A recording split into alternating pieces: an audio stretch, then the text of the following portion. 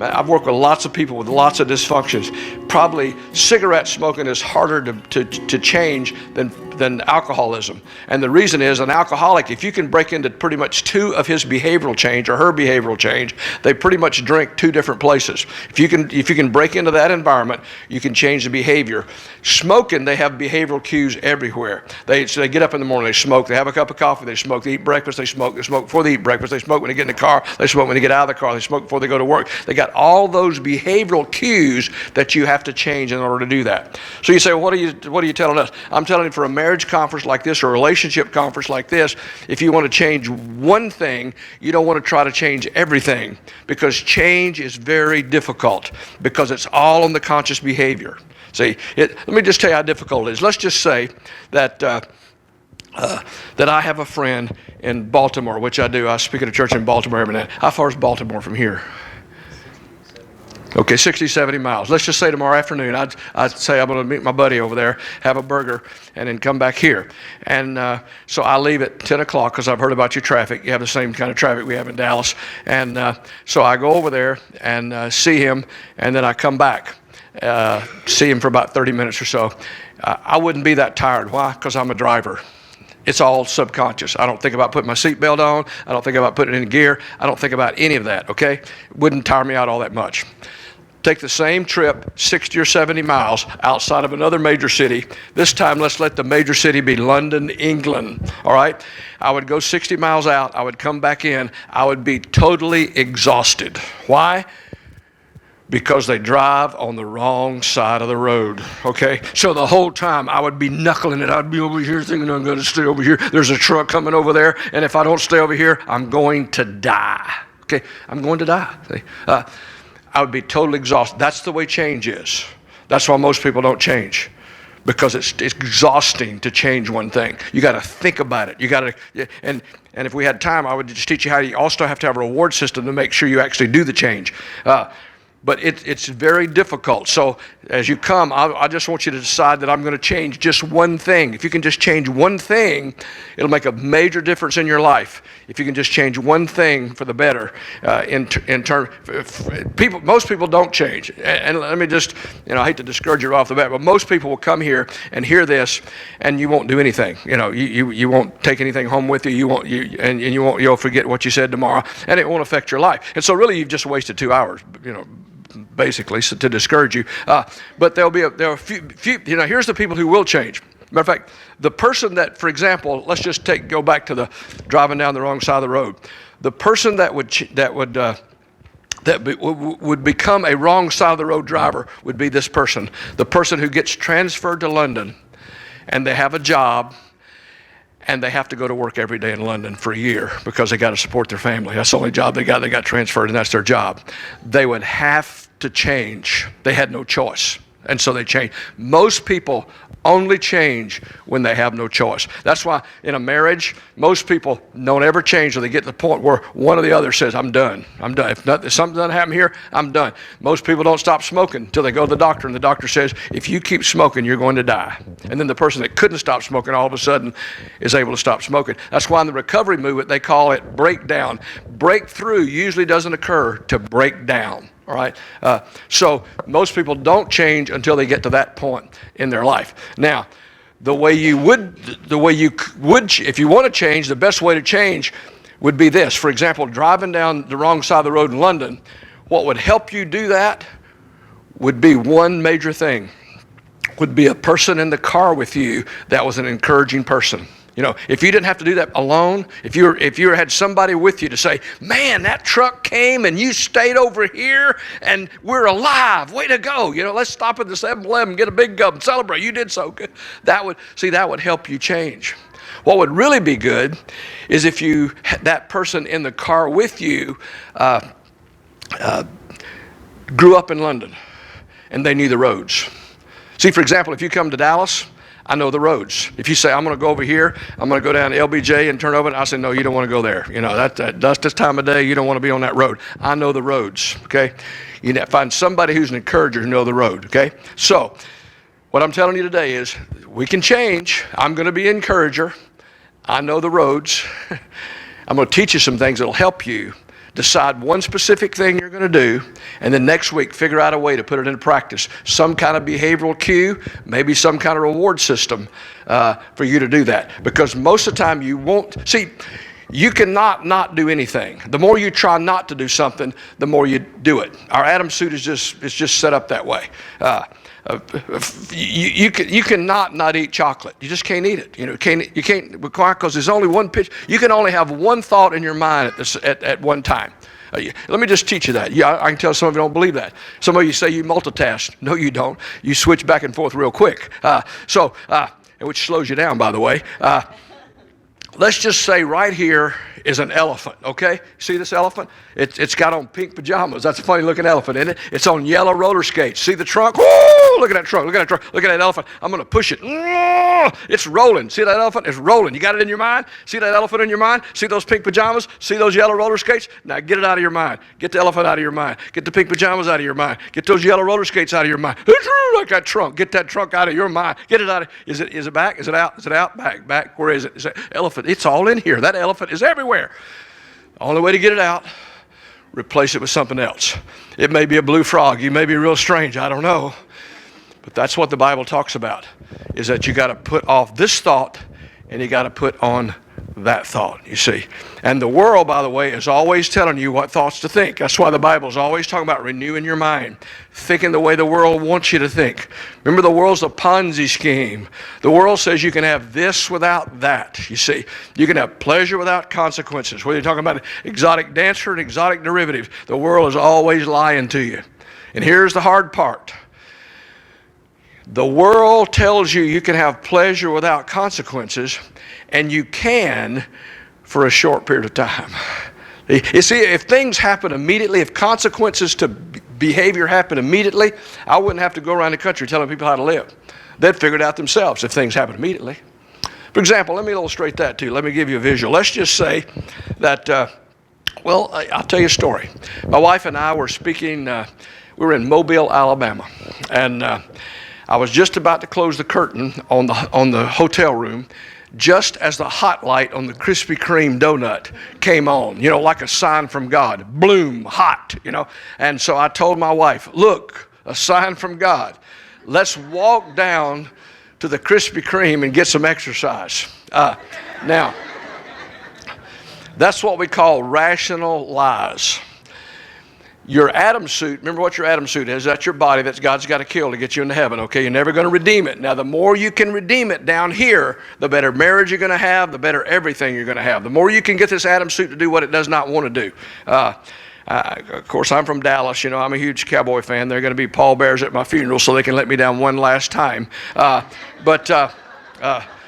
We actually had a coach at Dallas, and here's what, he was a great coach, probably the only coach we ever had, named Tom Landry. Here's what Tom Landry said his job was, and it's what everybody's job is. If you're a leader, if you're a teacher, if you're a parent, this is your job. I'll give you the job description. He said, my job as a coach is to make guys do what they do not want to do in order to accomplish what they've dreamed of doing all their lives. That's success. If you can get your Adam suit to do what it does not want to do, you will have success in marriage, you'll have success in life, Because remember, your Adam suit does not want to act better, it wants to feel better. It does not want a plan, it wants a pill. It does not want education, it wants medication. That's your Adam suit, that's my Adam suit. That's why God's got to kill it to get you into heaven, all right? I'm a preacher's kid.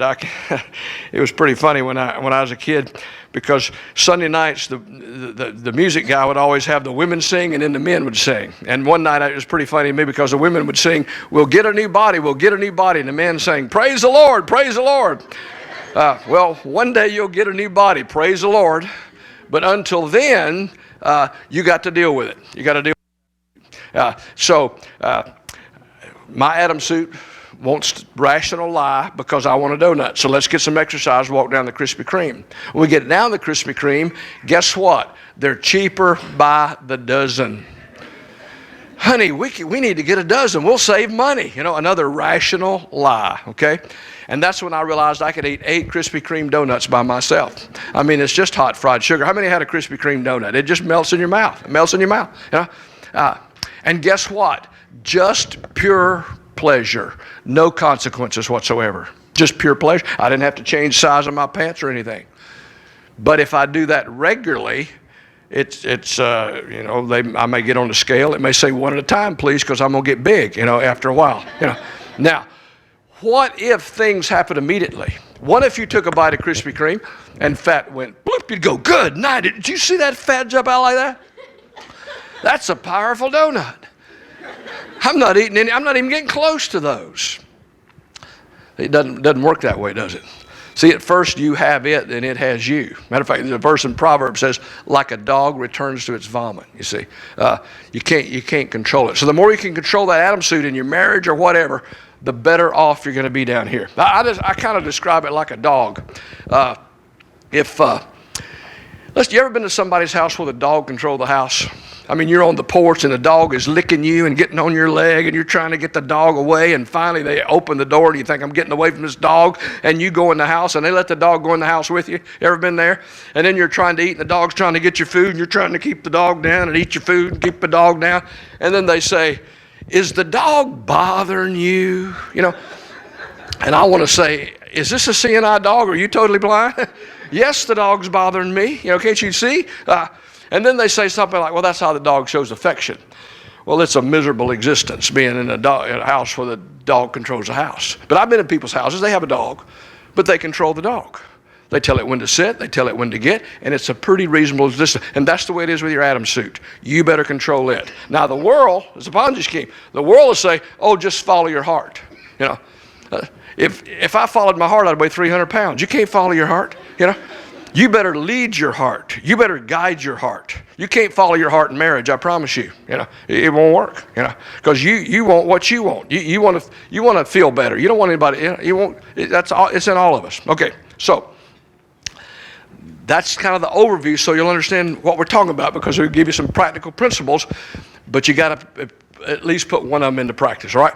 So let's start. Since the men came, we're glad the men came tonight, because men sometimes have a hard time talking about relationships.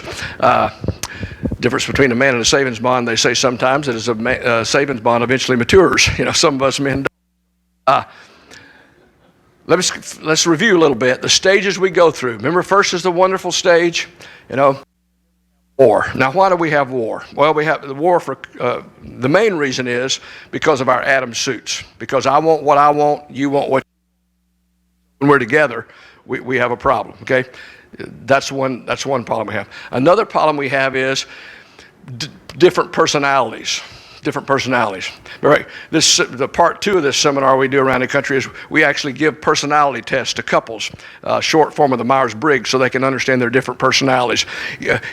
There's something in you many times that are attracted to other characteristics of somebody else's personality. That's why the old saying is opposites attract. And opposites do attract from a distance, but opposites attack up close. You understand what I'm saying? The very thing that attracts you now starts to irritate you. You see, when I was first attracted to my wife, not only was she beautiful, she was organized, and I thought, man, that'd be great. When she's so organized, has everything in its place. I didn't realize how organized until I got married. Then she wanted to clean up the rice at the wedding before we went on the honeymoon. And I thought, this lady's really clean. You put down your Diet Coke and turn around and it's in the dishwasher. You're not even through drinking it yet. And you say, honey, what? You put the paper down and turn around and it's gone. It's in the trash. I wasn't finished with that yet. One time I asked her, what do you think God's trying to teach me? He said, he's trying to teach you, enjoy things while you have them. You never know when you're going to lose them. And so, night I went up and got up to go to the bathroom, came back, the bed was made, and I thought, that's a little much, honey. That's a little much, So we got those personality differences. Then we got male-female differences. Let me just see if I can do this. See if I can do this with my my coat. I'm going to borrow your purse a minute. I'm not going to look into it. I just want to hold you up here. Let me show you the difference between a man and a woman.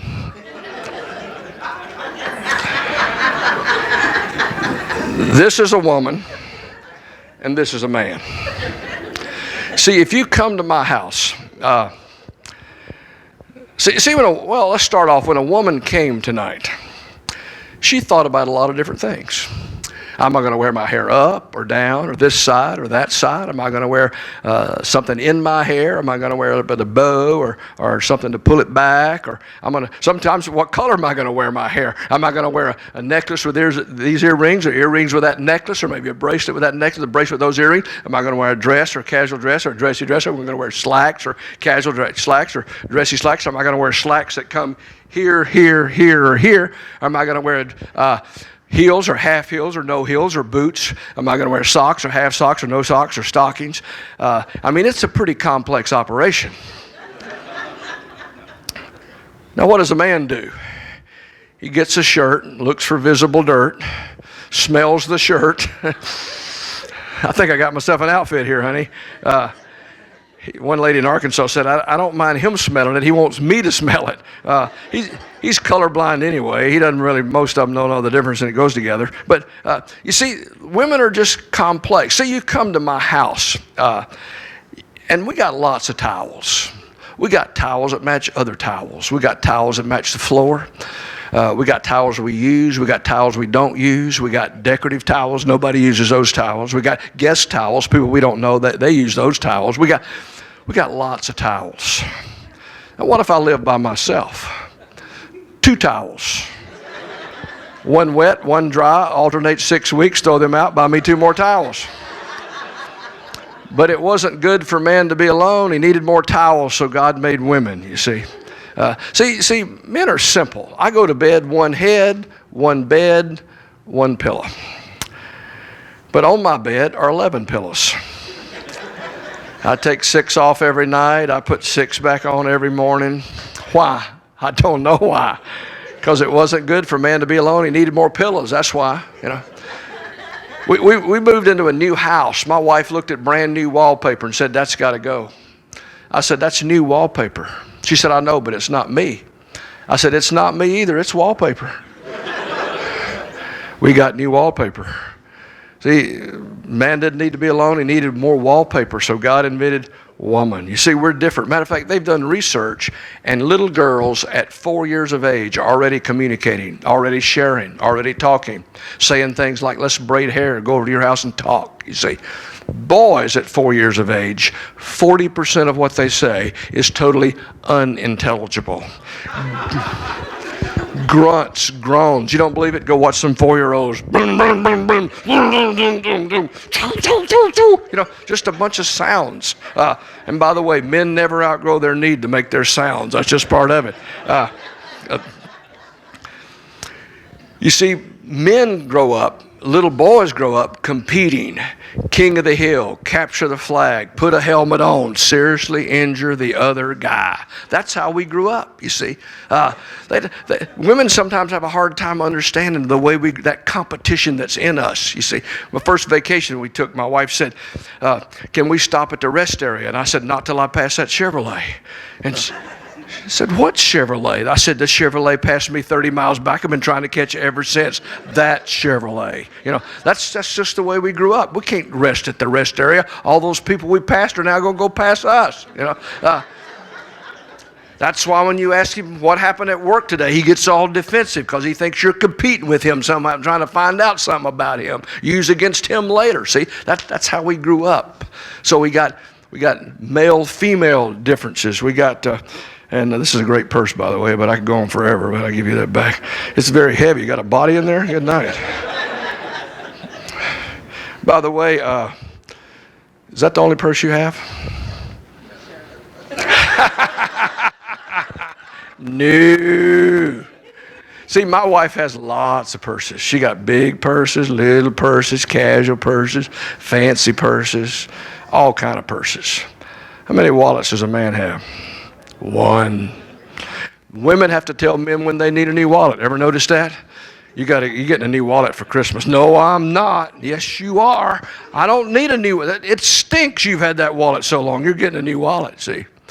So we got these differences that come into our lives. So we got male-female differences, personality differences. We got our Adam suit or Eve suit differences. I want what you want. And so how do we make that all work? Well, I'm going to give you some hints tonight. Let's start with the men. First of all, in 1 Peter chapter 3, you can go home and look it up tonight. It says to the wives, First of all, it starts off 1 Peter chapter 3 with the word likewise. Whenever you see likewise in the Bible, you look up into chapter 2. Likewise what? And it's talking about Jesus. The Bible says in chapter 2 that Jesus, when people did evil against Jesus, he didn't do evil back. When people reviled against him, he didn't revile back. What did he do? He turned them over to him who judges righteously. Jesus just acted like Jesus. Jesus just went around blessing people and loving people and let God handle everything else. And so it says likewise. Remember, how you treat somebody else is an act of worship. And so likewise, the way Jesus treated people, you're going to treat people. And then it's going to get very specific in how do you do that. And with wives, it says this, that you will win your man over without a word. Okay? Now, why would it phrase it that way, without a word? Well, I've pretty much told you why in the earlier parts. Women are better communicators than men. Women talk better than men. And if you're not careful, your strength will become a weakness. You will try to talk your man into doing things, all right? Thinking that he likes to hear words as much as you do, all right? When you say, let's talk to a man, that's pretty much like leprosy or root canals, all right? He's not looking forward to that. And so trying to talk him into something usually has the reverse effect. Matter of fact, the Bible says trying to talk a man into something, the Bible calls that a nagging woman, okay? You don't want to be a nagging woman. The Bible says a nagging woman is like dripping water. You ever been around dripping water? It goes drip, drip, drip, drip, drip. Man, that's driving me crazy. That's a nag, nag, nag, nag, nag. Won't work with a man. A man will bow up because of that male ego. He'll bow up and he will not do what you're trying to nag him into doing. He'll even put it off to, well, I would do it today, but he's nagging me so much I'm going to do it tomorrow. And so he's going to do it tomorrow, but then you can't quit nagging, so you're nagging tomorrow, so he puts it off again. And pretty soon you never gets it done because you can't quit nagging. So nagging will not work. Now that doesn't mean that you don't communicate your needs to a man. Let me give you a little word, W-I-N. What happened? W stands for what happened. I stands for inside. What happened made me feel this way. And then N stands for now, if you would do this, that would make me feel this way. And you have to be very specific to a man. We'll get into that later. But that's how you communicate to a man. This is what happened. This is how I felt on the inside. Now, this is what you could do to help me. But once you communicate, then you treat him as if he does that. Whether he does that or not is not your problem. That's God's problem. If you then get mad at him or do something, or your mood changes because he doesn't do what you want him to do, then you're trying to manipulate, not communicate. You're trying to control him and make him act in a certain way, and the more you try that, the worse it'll get. So it says you'll win him over, not by word. It says don't be a nagging woman. Matter of fact, in the Bible they say it's better to live in the house, or better to actually live in the desert than in the house with a nagging woman, what the Bible says. The Bible also is better to be on the roof than in the house with a nagging woman. That song years ago in the 60s, song Up on the Roof. Remember that song?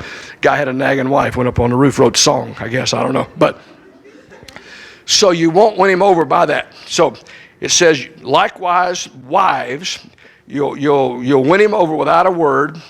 And you'll win him over. Then it uses a word, a very controversial word. The word, it says, by being in submission to him, okay? Now, what does that word submission mean? Well, it's a word that we use all the time, practically. I am in submission to him. Am I smarter than him? Probably, you know.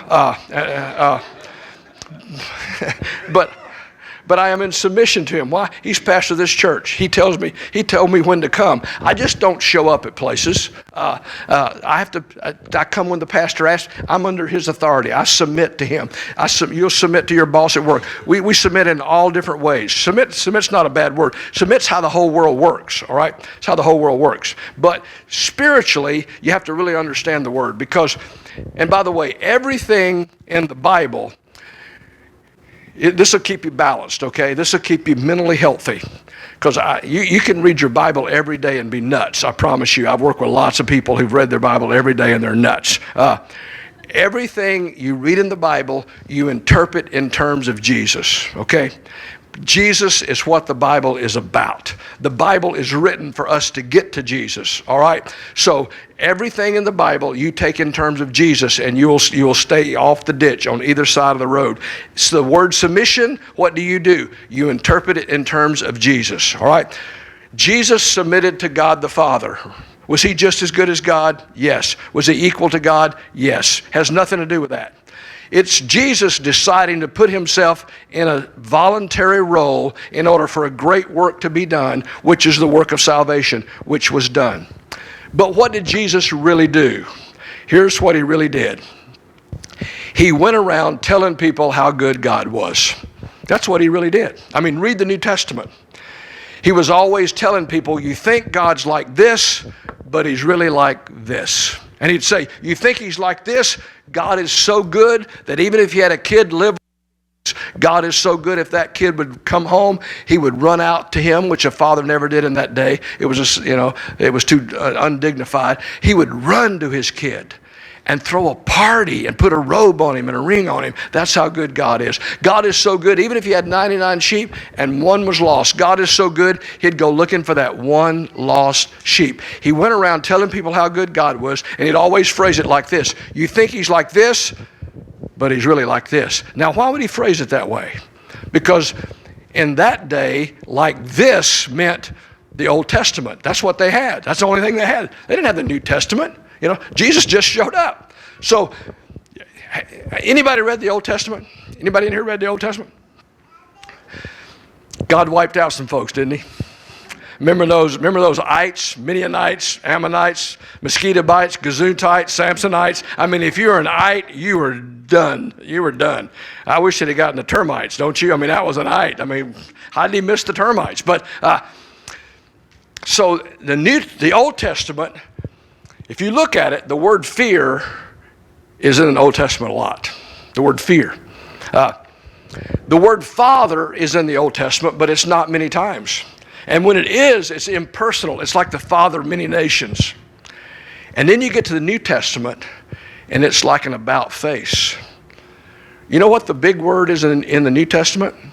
Fear not. The word father is used many more times in the New Testament. And it's now not the impersonal father of many nations. Sometimes it's even the Aramaic word Abba, which means daddy. See, Jesus came as a visible representation of the invisible God. He really came to show you how good God is. That's why he came. So once you start to understand that, once you understand submission, you say, well, that's a great theology lesson, Charles, but what does that have to do with my husband? Well, here's practically what that means. If Jesus went around in an act of submission to God the Father, telling everybody how good God is, here's what you do as a wife. You go around telling everybody how good your husband is. You say, what? That's it? That's it. You see, let me tell you about a man. He's a 10-year-old boy grown up. That's all he is. What do little boys do? They do tricks for their mother. You ever watch the little boy and his mother? The little boy is always doing, Mama, watch me do this. Feel my muscles, aren't I big, aren't I strong? Watch me hit this ball. Watch me kick this ball. Aren't I getting handsome, aren't I getting big? Look how big my feet are. Look how much, And she said, oh, you're fantastic. Oh, you're getting so strong. Oh, your muscles are so big. You're so handsome, and you're the smartest one. You in the whole school play. I mean, of all the people, you were the best. I mean, how you stood there like that tree and stood there the whole time and didn't move. I mean, you were the best. He said, oh, I was so good. Wasn't I the best tree? I was so good. So he thrives on that, But then what happens? Well, sometimes in the teenage years, he comes home and says, I made the team. Yeah, but you're getting a D in algebra. You better study. You go in there and study right now. Yeah, but Mama, I'm going. Yeah, but your room's a mess. You go do it. Yeah, but Mama, I'm doing it. Yeah, but you got to get a good. And he starts looking for another woman. Come here, feel my muscles, aren't I wonderful? And what does she say? Oh, you're so cute. You're so smart. I think you're the smartest in the class. I think you're the best on the team. I don't know why the coach doesn't play you. He said, yes, I am. That's me. Dang. Oh, this is good. She loves me. She thinks I'm cute. She thinks I'm smart. I'm going with her. Why? Because she meets that basic need. Telling him how wonderful he is. See, that's a need of a man. He wants to be admired, respected. That's why men want to grill. They don't want to cook. They want to fight fire for their family, you know. So people say, oh, look at Dad out there fighting fire. What a go-do. Fantastic. But if you're not careful, if you're not really careful, you'll turn out like that other woman. He'll say, I did this, I did that. Yeah, but you haven't done this, you haven't done that. Yeah, but I did this, I did. Yeah, but you haven't done that. Yeah, but I did this. And he starts looking for another woman. Most affairs happen in this country not for physical reasons, for psychological reasons. Believe me, I've seen the other women most of the time. It's not physical. It's psychological. And usually it's at work where he's paying her and he doesn't realize if he quits paying her, she's not going to say that he's wonderful anymore. But he just wants somebody to say how wonderful he is. See, a man will gravitate to the place where he's respected and people tell him he's smart and he's wonderful. That's why lots of men want to stay at work more than they want to stay at home. I've worked with men who make multi-million-dollar decisions at work, and they can't decide where to go to dinner at home. Why? Because at work they tell them how smart they are. And at home they say, what do you mean? We ate there last week. I knew I want to go this, you know. And so he just gets quiet at home. He doesn't make any decisions. In fact, let me just help you right here, women. Just one practical thing that could help you. Next time your husband makes a decision at home, and think about this. Most of the decisions you make at home, in 3 weeks' time, you won't even remember what it was anyway. I mean, where you ate on a Tuesday night or what you did, it makes no difference in the world. Nothing whatsoever. You'll forget it after that night. Next time he makes one of those decisions, just bat those blue eyes or green eyes or brown eyes at him and say, that's a great idea. Wish I'd have thought of that one. That's good. We haven't been there in a while. Let's go there. That'd be good. I forgot how good that was. And he'll go, what? I had a great idea at home? When has that happened? See, start doing that regularly. He'll want to be at home as much as he wants to be at work. You see. You say, well, wait a minute now. You're a PhD and I came down here and you're going to tell me the key to a great relationship is going around telling everybody how fantastic my husband is? Yep, that's pretty much it. You say, well, wait, here's the problem. My husband, he's not much. Matter of fact, he's a jerk. Really? So you search the whole world over to try to find a jerk to make you miserable for the rest of your life? No, that's probably not. Let's role play. Psychologists like to role play. Let's role play a little bit. Let's just go back to when it happened.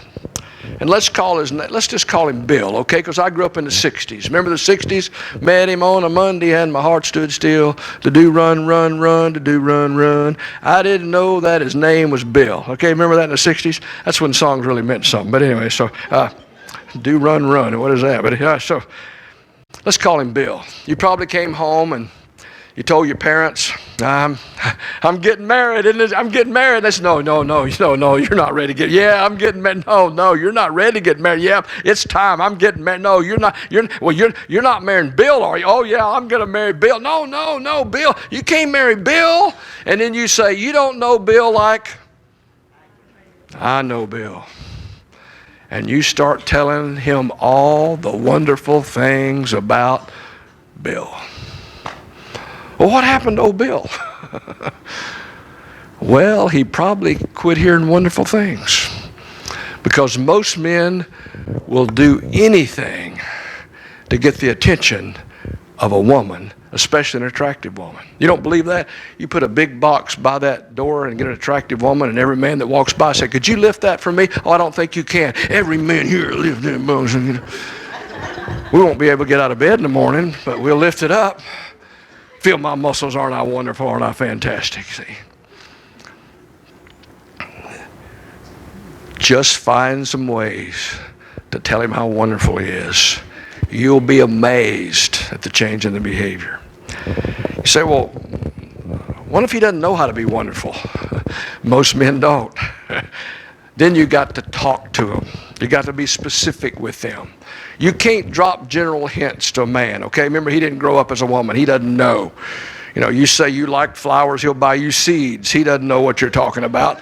You say you like to travel, he'll buy you a map. He doesn't know. You know, you got to tell him where you want to go. You got to tell him what kind of flowers you like. You got to, the more specific you can be with a man, the better off you're going to be. It's like guy in a car, you know, back before GPS, and argue with GPS, but back before GPS, you know, a man thinks he's got a heat-seeking missile inside his head and he can get anywhere he needs to get. And so, and I stereotype here a little bit, but you know, most times it's the man with the ego. And so this guy finally gets lost. You know, he's as lost as a ball in tall weeds. He doesn't know where he is. So finally he stops to get directions. Walks in there like something like a 7-Eleven and says, you know, how do I get to Route 441? Ladies, oh, it's easy to get to Route 441. You just go out here and take a left, then another right, then a left, then pass where the post office used to be, then another. No, actually, it's two rights, then a left. No, it's a right, then a left, then a left, then a right, and then pass where the post office used to be. Then it's the first left. Then you see that fork. Don't take the fork. Take the next left, and then it'll be your first right, and then you can't miss it. It'll be right there. And every man in America will say, "Thank you very much," and go back to the car. And the wife would say, does she know where it is? No, she doesn't know where it is. And not a man in America will say, could I write this down and go real slow? You got too big an ego to do that. But every now and then, a miracle will happen, and she'll say, oh, I'm going on break right now. I'll go right by Route 441. I'll take you there. I'll go real slow and put the blinkers on, and then I'll hit the horn, and you can follow me. And he'll say, thank you, Jesus. And he will follow her to Route 441. That's the way it is with a man. I'm going to veil this a little bit, but every area of life, he doesn't have a clue. You got to be specific with him. You got to tell him exactly what to do, how to do it, and then finally tell him how wonderful he is and feel his muscles. That's the way it works, all right? Be specific, tell the man. Okay, now, and we're going to go about 5 more minutes, and we'll give you a little bit of break because I'm an old man. I have to go to the bathroom, so we'll... My wife says you get up 3 times at night to go to the bathroom, might as well have another baby. I said, yeah, but we wouldn't know where we put it. So nothing like getting old. Verse 7 says, the men, we're to dwell with your wives according to knowledge. Make her a partner. The Bible says you're literally to become one. Your me has to become a we. You have to think about your wife just like you think about yourselves. That means intimacy. Intimacy to a woman means into me you see. That means she wants to know what you're thinking, and she wants you to be thinking about her, all right? She wants to know that she is number one in your life, that she's the most important thing. After God comes her. And you have to make sure she understands that. Her number one need is security.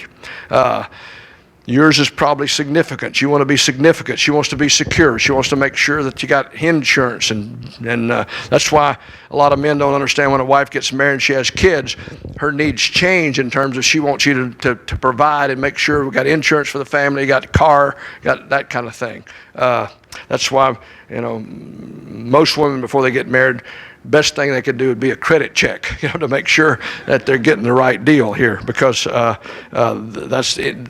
Financial really makes a woman feel insecure, financial issues. And so, but we don't have time to go on that tonight. But intimacy means into me you see. So how do you do that? You have to learn to communicate, and that's very difficult for men to do. So I'm going to teach you tonight how to be a good listener.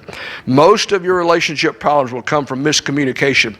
You know, like the old couple that couldn't hear, sitting on the porch one day, she looked at him and said, I'm tired, I'm proud of you. He looked at her and said, I'm tired of you too. And so that will get you into trouble. So if you're taking notes, L-I-S-T-E-N. L stands for lean forward, look them in the eyes. A woman talks as much for rapport as she does report. Most communication, if you do the research, is nonverbal communication.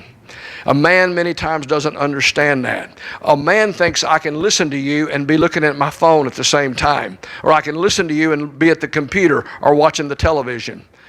A woman says, no, you can't, because she wants you to understand not just the facts, but the feelings behind the facts. So in order to do that, you have to lean forward, look her in the eye in order to pick up on that nonverbal communication. If you come home and your wife's in the kitchen in a position somewhat like this, and you say, what's wrong, honey? And she says, nothing. And you say, oh, good, I'm going to go play golf. You will soon see Jesus. Because non-verbally, she's telling you everything is wrong. And I want you to love me enough to try to find out what it is, okay? That's the non-verbal communication that she's giving you. So, and let me give you another word before I teach you how to listen. It's crucial that you communicate before events happen. What happens, especially in relationships, in a marriage or in close relationships, you talk about the event when the event is going on. Let me just give you a couple of visuals so you can understand that. Let's just take vacation. Say you marry somebody, and in this country, a lot of people go to the beach for vacation, okay?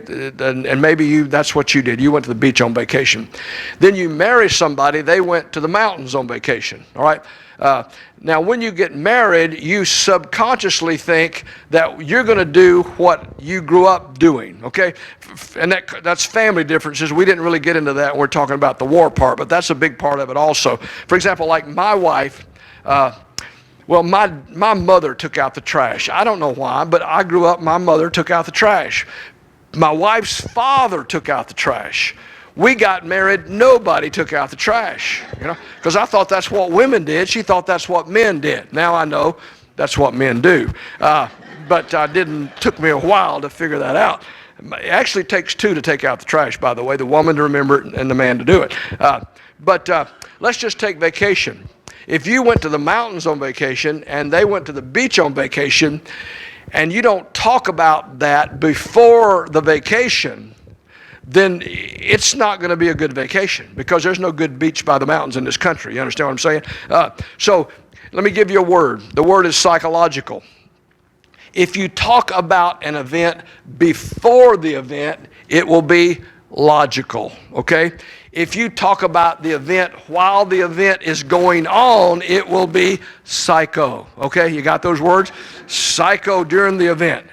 Logic before the event. Let me give you some others so you can start to understand. See the brain gets emotional in the event itself. It's called the fight or flight mechanism, and so you get all the blood going to the brain for you to do physical kind of stuff, which, people lift cars and do all kind of stuff under the fear mechanism. All the adrenaline goes out, all the blood's going to the muscles. But there's only so much blood, so if it goes to the muscles, guess where it's not going? To the brain. Okay, so you get psychological. You're going to make some stupid statements in psychologicals. Okay, let's take vacation again. Many people on vacation think vacation is when you do absolutely nothing. That's what a vacation is, absolutely nothing. They may marry somebody, and by the way, God puts opposites together many times because he likes to laugh. He brings the angels around to watch some of your vacations and some of your family get-togethers, I promise you. Because when we get to heaven, you're going to find out one of God's names is Jehovah Ha-Ha, because he gets the last laugh, And so he brings, so let's just say that you marry somebody who thinks vacation is when you do everything that you couldn't do because you were working. So they want to schedule everything in the world on vacation, and you want to do absolutely nothing. Now, if you talk about that after you get to the vacation, it's going to be what? Psycho, okay? If you talk about it before the vacation, it's going to be logical. Understand? So everything in your relationships, and this has to do with work, with your kids, anything. You ever disciplined your kids during the event itself? It's psycho, isn't it?